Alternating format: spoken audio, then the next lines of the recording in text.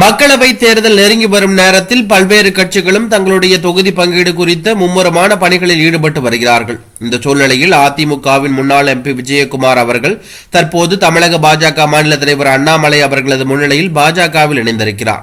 முன்னதாக மக்கள் நீதி மய்யம் கட்சியிலிருந்து அனுஷா ரவி அண்ணாமலையின் முன்பு பாஜகவில் இணைந்தது குறிப்பிடத்தக்கது.